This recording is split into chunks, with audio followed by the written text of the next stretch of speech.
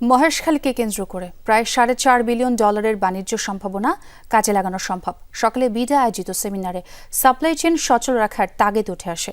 জানানো হয়, Japan Indo Pacific vision নিয়ে কাজ করতে চায় সরকার।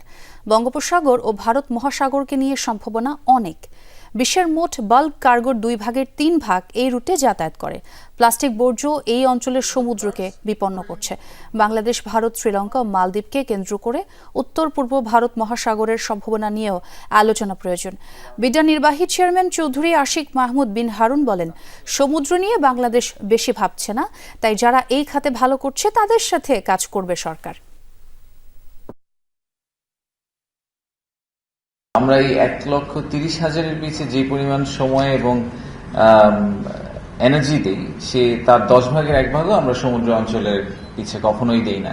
মহেশখালী যে সমন্বিত উন্নয়ন কর্তৃপক্ষ, যেটাকে আমরা মিডা বলছি, আমরা একটা দায়িত্ব হাতে নিয়েছি যে আমাদের এই সমুদ্র অঞ্চল নিয়ে অনেকেই কাজ করছেন সরকারের ভিতরে এবং বাইরে, আমরাও তাদের একটা বড় অংশ হিসাবে একটা রোল প্লে করতে চাই।